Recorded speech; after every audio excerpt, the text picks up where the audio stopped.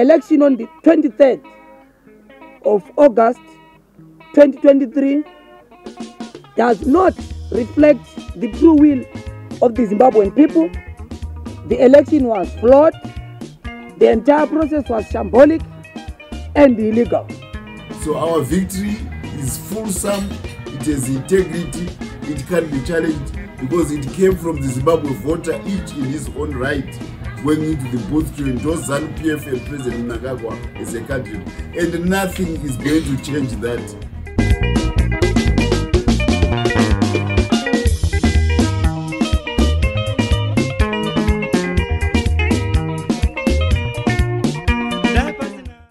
Findings.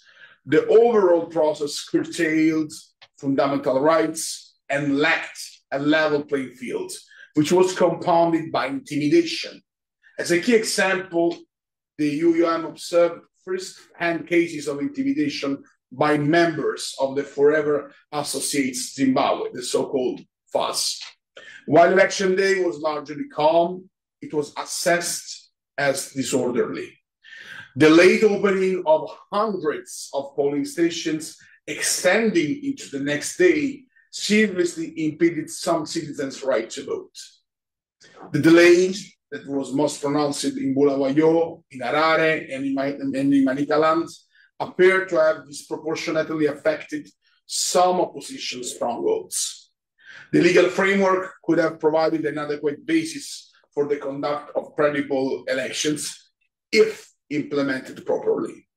Recent legal changes, including the passage of the so-called patriotic provisions to the criminal code, the legislative work on the private voluntary organizations, the PVO bill, and the selective implementation of the Maintenance of Peace and Order Act, the MPOA, underline the closing space for the exercise of freedoms of association, assembly, and expression. Citizen observers face severe restrictions due to a shrinking space for civic activities, and also due to administrative barriers, pressure, consistent intimidation, and even mass arrests on election day that I could witness personally, unfortunately. A raid took place, in fact, on election night, where some 40 members of key reputable citizens observers organization who are part of the internationally recognized global network of domestic election monitors, the GIMDEM. They have been arrested for, and I quote the police in this quote, coordinating the alleged release of election results. That is somehow also their normal job and duty to follow exactly and observe the elections. They were held without legal counsel for some 12 hours, and although released on bail, they are still nowadays facing upcoming court proceedings. During the post-electoral period, the UUM observed a climate of retribution against civil society, human rights defenders, and political party activists, and even against voters. While the UUM cannot comment on any developments after its departure, we were notified of allegedly politically motivated abductions and even torture. These reports include the recent murder of an opposition activist. I strongly and firmly condemn any violence that has occurred. There is no space for retribution, for harassment, for torture, and for murder in a democratic society. We encourage the authorities to bring the perpetrators swiftly to justice. Against the backdrop on how these elections were conducted and the post-electoral political climate, the UUM offers 21 recommendations with 7 as priority. In particular, the UUM considers that comprehensive and meaningful electoral reform is needed. This especially relates to the right to stand, to associate and to express freely, not limited by bureaucratic barriers, such as the undue nomination fees. This is critical to bring legislation in line with the regional and international standards espoused by Zimbabwe. It would be necessary that the Zimbabwean authorities show the political will to engage in these reforms to lay the ground for a genuine and credible elections in the future. The UUM also recommends that measures are taken to ensure that the Zimbabwe Electoral Commission, ZEC, and its staff are able to operate without political influence at all levels, including in their appointment mechanism and by removing governmental approval of its regulations. Further, the UUM recommends that ZEC provides timely and comprehensive information on all the aspects of the electoral preparations to the public, including its decisions and its regulations, and that ZEC publishes timely electoral results disaggregated by police station. This is crucial also for our work. To safeguard the right of assembly, it is recommended to amend the Maintenance of Peace and Order Act, the MPOA that I was quoting before, to limit discretionary application and to ensure that its implementation never unduly limits the right to assemble. And to safeguard the independence of the judiciary, our UUM recommends as well reviewing the appointment procedure of judges to guarantee a real separation of powers. Further on, the UUM recommends to establish and to implement effective mechanisms to prevent all the undue restrictions on observation activities and to prevent pressure and intimidation to both citizen and international observers. To debunk and this information before this, allow me to clarify why we are presenting, unfortunately, I would say, the final report here in Brussels. As per the EU's long-term election observation methodology, the UUM was meant to return to the country some 2-3 months after the elections. That was, of course, our will.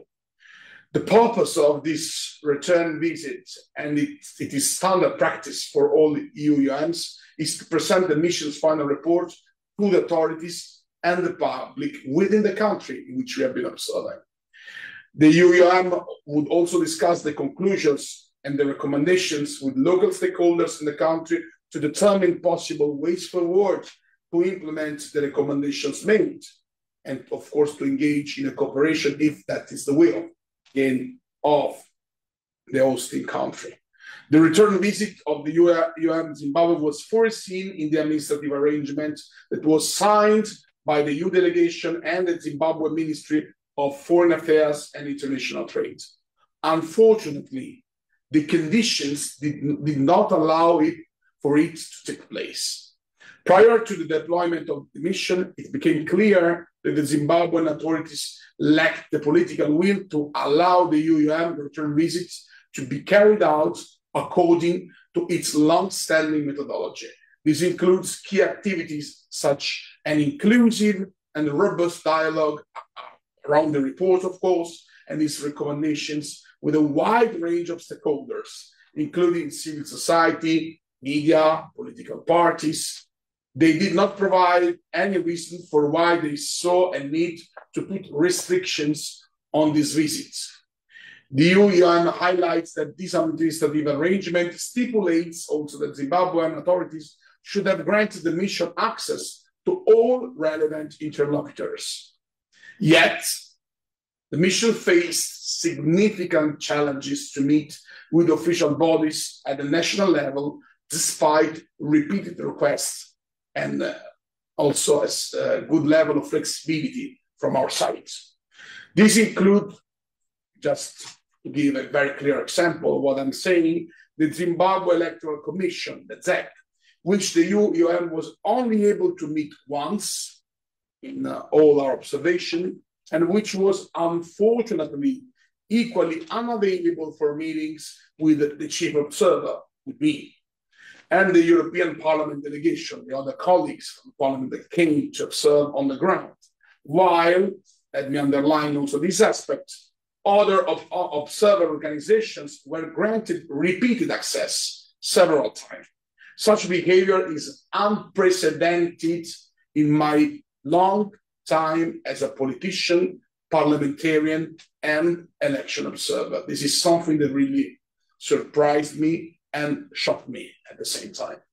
This lack of meaningful access was coupled with an extensive, coordinated, and continued disinformation campaign against the UN and the other international observation efforts on the part of some national media. This reporting was based on lies and violated any journalistic standards. These lies, published particularly by state media, put in danger the safety of our observers on the ground. While we do recognize the independence of the media, of course, we took note also that the government did not respond at any time to this defamation campaign, despite its commitment in the administrative arrangement to ensure the personal safety of all the members of the UN. While the UN concludes its work with today's presentation, the EU will continue to be available for the assistance. Aspirations of the citizens of Zimbabwe to live in a free and in a democratic society is a core principle of the European Union and of our action, one that the European Union will always defend no matter what. Thank you for your attention. Thank you. We open now the floor for questions and answers. If you could please introduce yourself once you have the word by name and tell us for which media outlet you work. Let's try to make this work. It's a little different from an in-person press conference, but let's try to get this up and running. Raise your hand if you do have a question for us, please. Do we have any questions?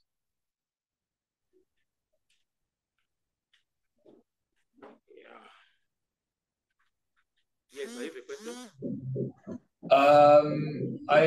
I see a question from Samsung SM whatever. Can you please turn up your volume, your microphone, get closer? We cannot hear you. Okay. My name is Crispin from Choice Media Africa. I would like to ask on this final report that do you see the chances of the Zimbabwean government? Sorry for interrupting. We cannot hear a word you're saying. Can you move closer to the microphone? It's impossible to understand what you're asking. Thank you. Okay.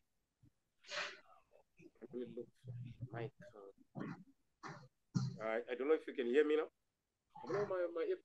Still very low, the volume. Please increase. Okay.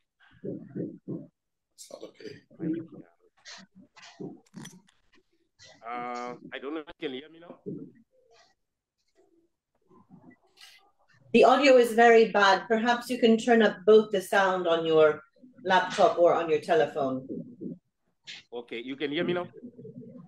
A bit better. Yes, it's improving. Okay, I said my name is Crispin from Choice Media Africa. Somebody's interrupting. Please continue. Go ahead. In the event that the report is like denied by the government of Zimbabwe, what the other channels that can be used? So, in the event that the report is denied by the government, what other channels can be used? Denied. Denied. That's what he said. Or refused. Yeah. You mean? Yeah, We're doing it today. Yeah. Can I answer? Yes. Yeah. Thank you very much for the question. In fact, as I said, our duty is to present the report, to make it publicly. Of course, the first interlocutor normally is the government, but we also are presenting this report to the media, to the civil society, to all the Zimbabwean people. So let's say that this is something that I think the world Zimbabwe somehow will receive. As I said, and I reiterate that aspect, is going to be published as soon as this press conference is going to end. Then, of course, it's up to the Zimbabwean government to decide if you want to follow the recommendation we express, and if you want to engage with the European Union that is ready to provide cooperation, technical assistance on the recommendation as well. But of course, this is a matter of political will, and this is a free choice of the authorities. If we are requested, we are ready, we are willing to assist, but we cannot, of course, decide for the authorities. But I think also, in light of the important remarks I shared with you, that it's also a possibility, if it's decided in the sense, for the media, for the civil society to campaign in favor of these reforms, if you share, of course, the reasonment, the motivation, the analysis we are going to present in the report. So I warmly recommend all of you to write that very carefully, to have a clear view, and because we assessed all single phases of the process before, during, and after the election day, always following very meticulously our methodology and our code of conduct in every single action and phase we have done. I hope I addressed and I answered to your question.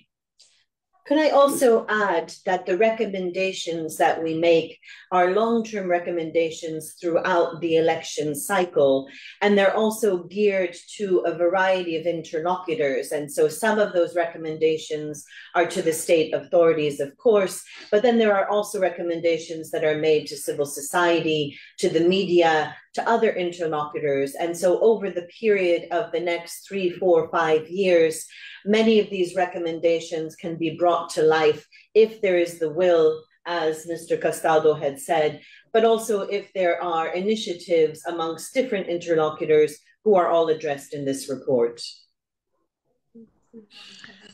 Hello? Yes, we can hear you. My name is Admaya Masubu. I'm a freelance journalist. I want to understand to what extent did this information affect the quality of the elections and the participation of women? Did your report maybe dwell on that particular issue? Yes.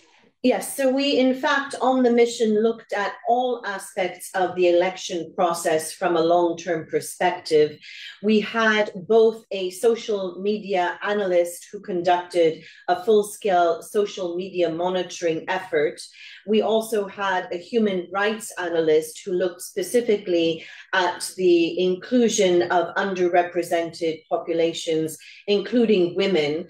And so if you look at the report, there are recommendations also made towards the participation of women in the process, and also the extent that disinformation played into the way that women were able to participate in the election process. I don't want to go into too much detail about that, but if you look in the final report in the full body, you will be able to find the details of those findings.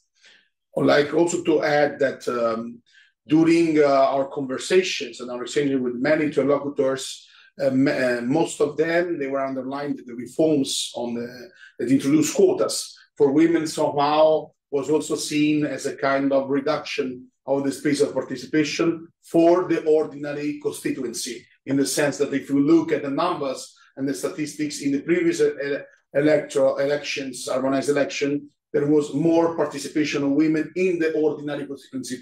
I would say the directly electing one.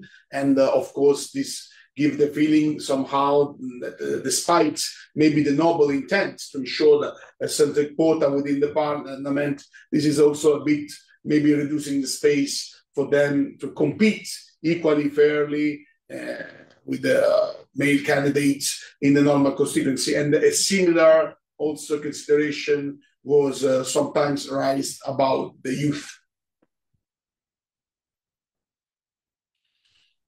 My name is Anastasia Ndlovu. I'm in Bulawayo. I would like you to tell us, were the elections free and fair and credible? Thank you for the question. I would like to remind you that it is not our job nor our commitment to give any certification of the elections. We cannot, of course, declare something like you asked, nor in a sense, nor in another. Our job is to follow and to, of course, observe all the different phases of the process, and then to say if they comply or they do not comply with the regional and international standards. And in that case, I could say, as we reiterated many times during our preliminary statement, and even today, that in several cases, the shortfall, they were not exactly complying with the regional and international standards. So there was, especially because many rights have been curtailed during the campaign, even during the election day itself. You are from Bulawayo, so probably you witnessed the fact that many police stations were opening with a very significant delay. So this is the kind of analysis and assessment we are holding. Okay. My other question is, we noted that you withdrew funding for elections in Zimbabwe. When are you likely to fund elections again, because we are having by-elections?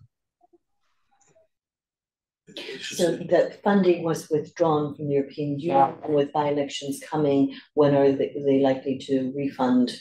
Well, let me say that the decision of freezing the financial cooperation and the technical cooperation was taken by the EU delegation on the ground, according to the fact that, as I denounced, there was a lack of cooperation by the competent authorities.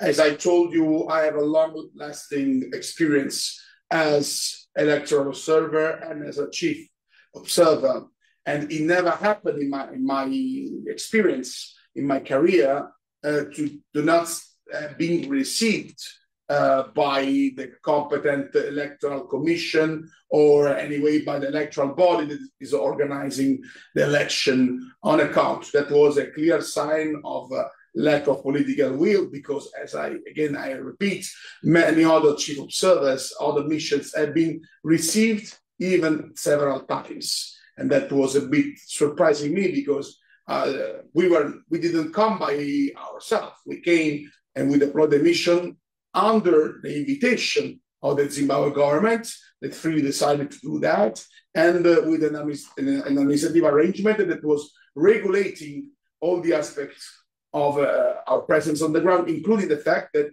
we were entitled to have full support by the competent authorities to provide us all the data, to provide us all the information, to have a constant exchange. So, of course, having observed that the EU delegation decided to proceed in this way, at this point, I cannot tell you if at some moment that there will be a decision again to relaunch a cooperation. I would say that everything is in the hand also of the competent authorities. If we will see positive signs, a change of approach, probably there could be the possibility to reconsider that, but it is not my duty to express any other analysis and decision in that regard, because I am the chief observer for our electoral mission, and this is a political decision that is going to be held by the EU delegation and our external action service. So all the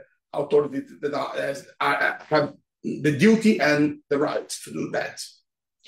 And if I could just add that this, as Mr. Castaldo says, is outside of the remit of the EOM, but there are recommendations about key aspects of ZEC, such as their independence, their ability to work impartially, and these are the kinds of recommendations that one would expect to be worked on in the future.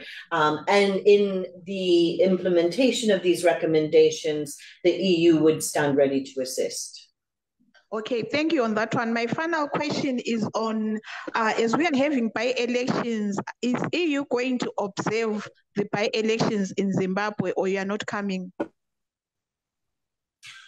Normally, we do not observe by-elections. So of course, the mission now, as I said, is ending up with this work, with the presentation of this final report.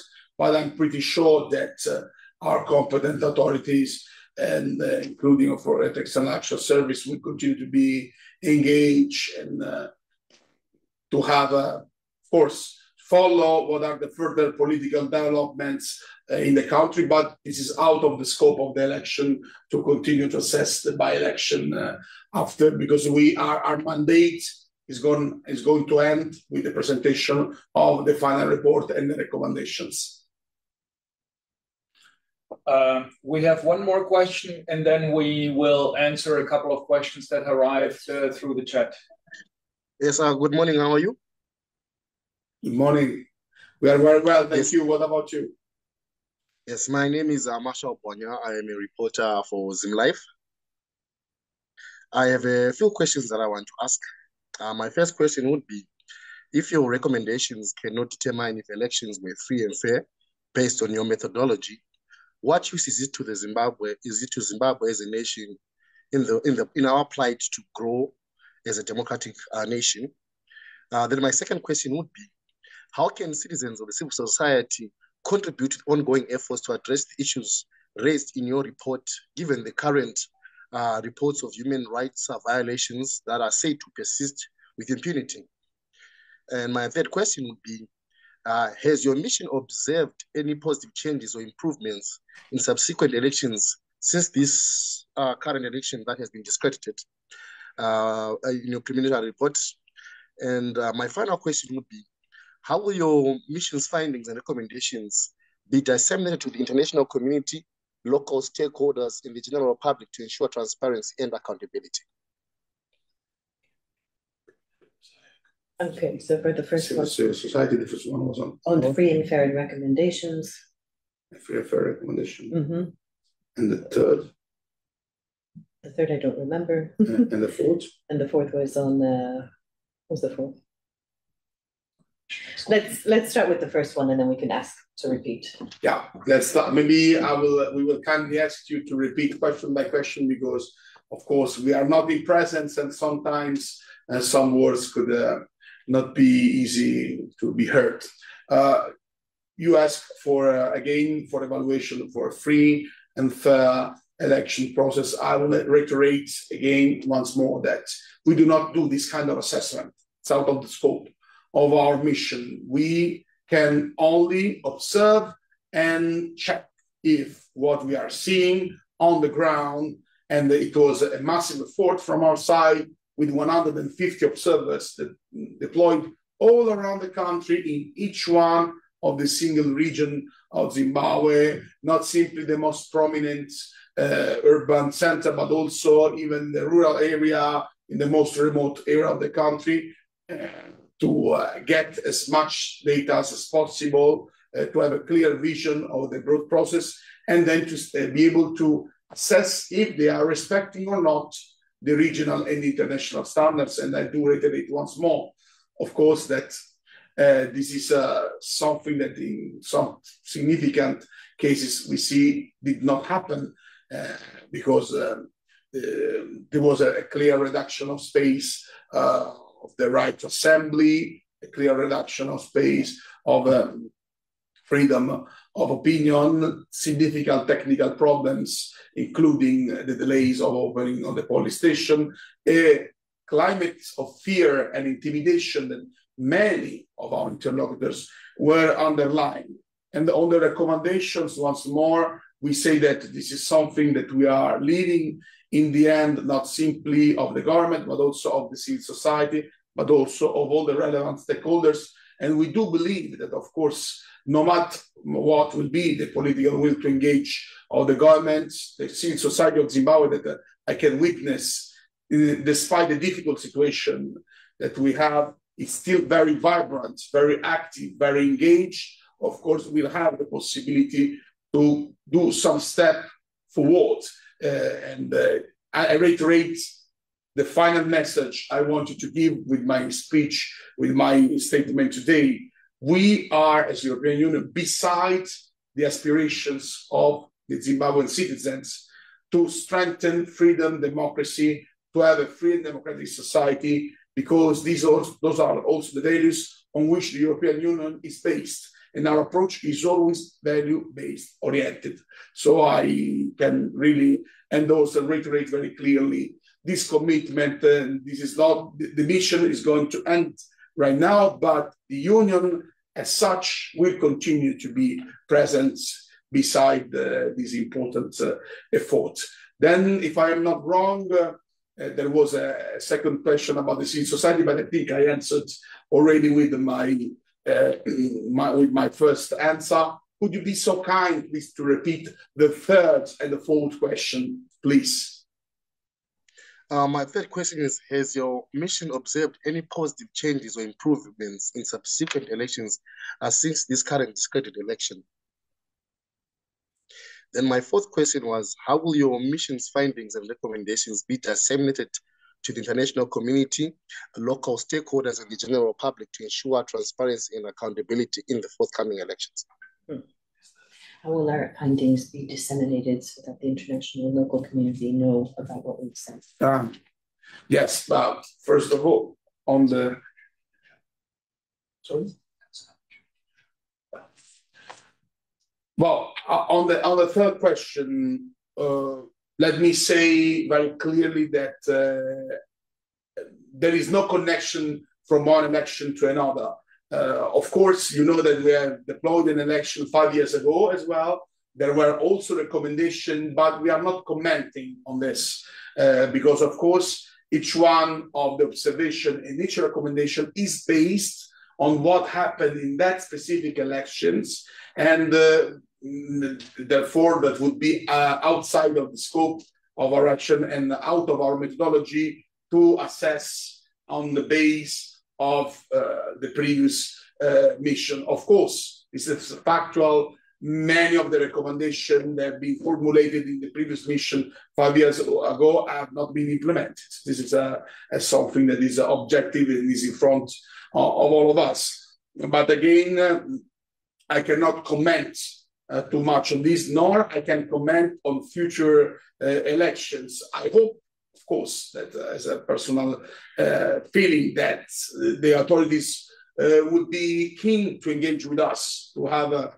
this cooperation, and we are ready to provide technical support to start a process of reforms to support, of course, the internal process of reform, but it's not up to us to decide if there is a political will or not to engage in that sense. And of course, if there will be in the future elections and the European Union Electoral Observation Mission, it will be up to them again to assess all the phases of the cycle, to assess the legal order that is in place, if it complies or not with the regional and international standard. But again, we cannot comment on this because it's something totally in the hand of the competent authority and in the hand, of course, of the civil society for what is relating with the recommendation dealing with the civil society.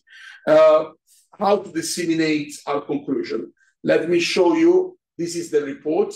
This is the written version, but as I said, very soon we will have the digital version that will be available on the website. Of course, we are gonna do our best to make it visible at a regional, local, national, regional, and international level, because it's important also for us to disseminate the conclusion and that's why it's totally public.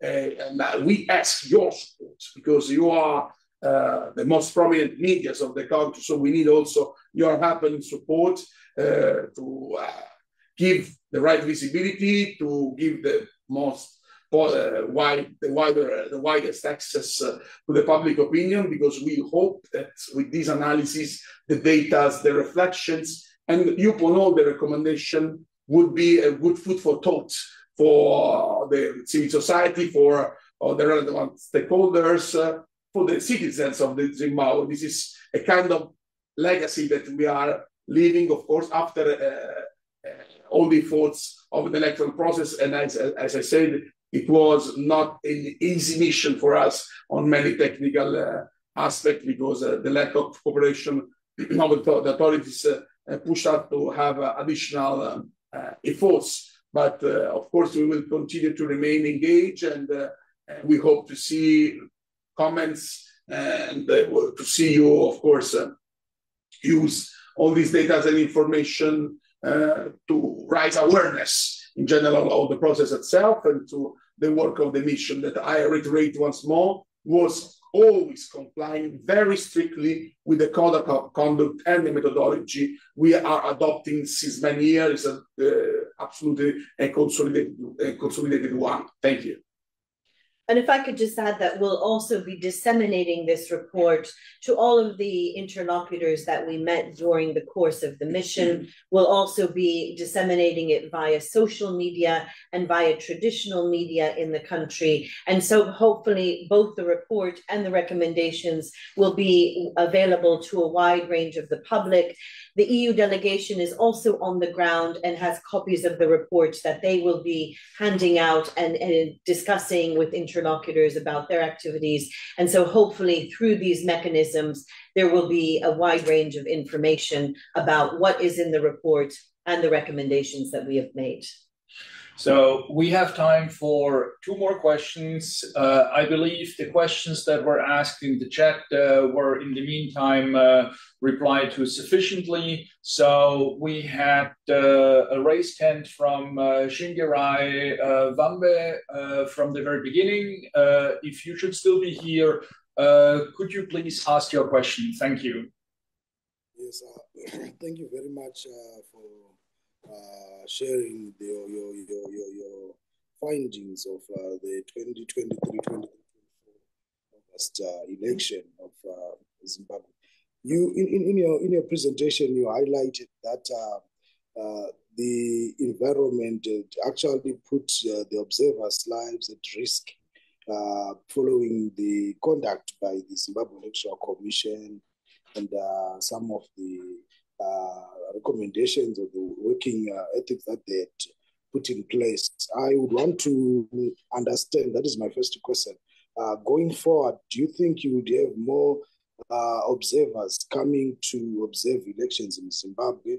And what in your recommendation would you propose that things may be put in place so that the issue of safety and risk is taken into account?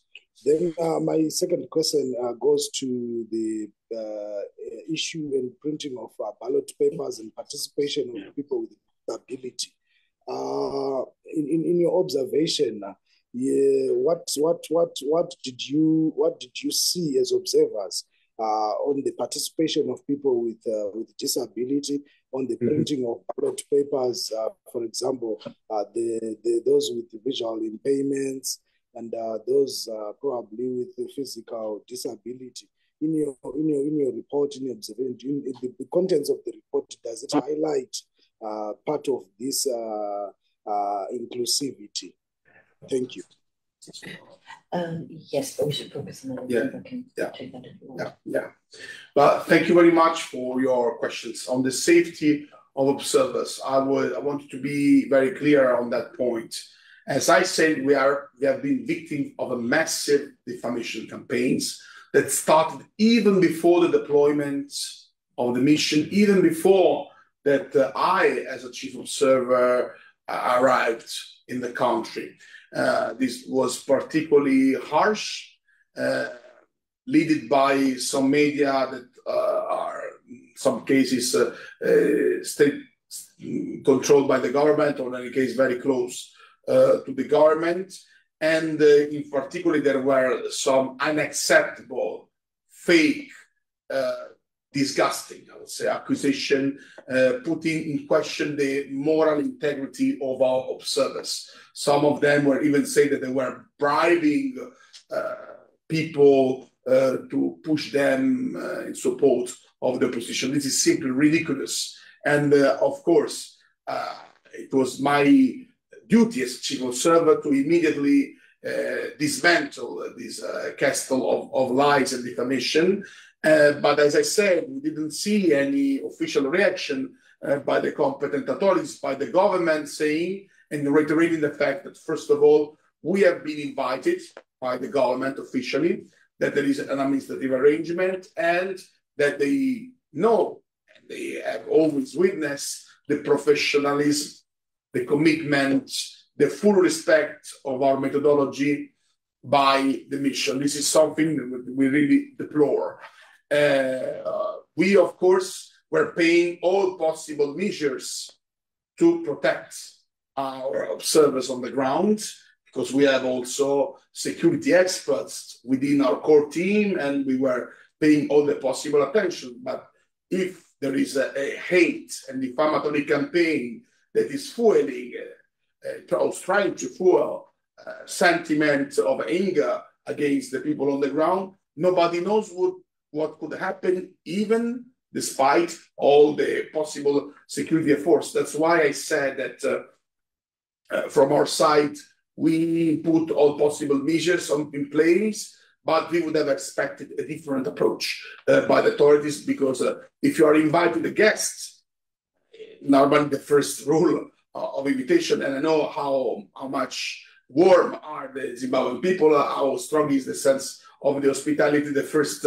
precondition of an invitation is to ensure a full safety, and some of them, they didn't feel really safe in some moment in the deployment on the ground because of this climate of fake news, fear, and defamation that was held from the authority. On the participation of people of disability, with disability, observers remarked in many cases that not all the police stations were adequate to ensure their full access of participation. But I will now leave the floor to my deputy, Dr. Beata Martin Rodzumilovic, to go a bit further in detail on the data and in the mark on this issue of the participation of people with disability. And can I also say, with regard to the safety of observers, it's not just the safety of international observers, it's also the safety of citizen observers on the ground who continue to do their work. And we are aware of the recent cases of abductions, of torture, of murder, as Mr. Castaldo mentioned.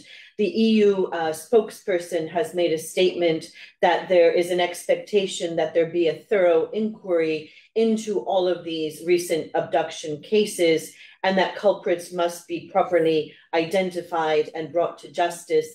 This is also something that our EU delegation on the ground will be following up in terms of any connections to the elections and human rights abuses. So we look at this issue of safety of observers from all angles. But turning now to the question of participation of persons with disability, again, there is a full section in the final report about this very important issue. We find that, unfortunately, no significant efforts were taken to grant persons with disabilities participation. Things that we note are that the CPRD has not been incorporated into domestic law. That's the Convention of the Rights of Persons with Disabilities. We also reflect upon the fact that in the 1992 Disabled Persons Act looks at the point of view of welfare rather than a rights-based approach, and this is something that needs to be further examined. Many of the interlocutors told us that they would have preferred, in the allocation of seats, to see members from the persons of disability community directly elected as individuals rather than through the quota system that currently exists. But we do make a recommendation which is quite clear, and this is that there be an amendment to the Disabled Persons Act to effectively incorporate the Convention on the Rights of Persons with Disability into domestic law. And this is one of those 21 recommendations that we hope will be worked on in the future to bring the level of rights, both regional and international standards, into a better perspective in electoral processes in Zimbabwe. So we have time for one more very short question, and I see a hand from Zimba Chikanza. Excuse my apologies for my pronunciation. So Zimba, if you could just ask one question, a short one, that would be appreciated. Thank you.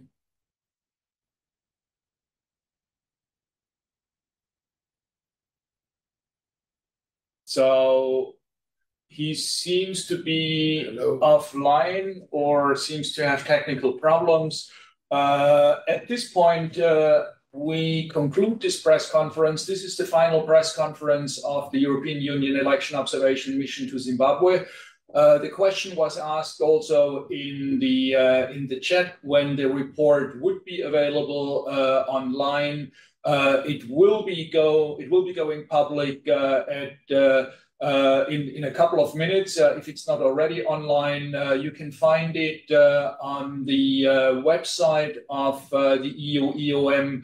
We will post the respective link also again on our Facebook page, and we will tweet that also on X. So you will have the respective link together with the link for the press release very shortly. Thank you very much for your attention, and have a good...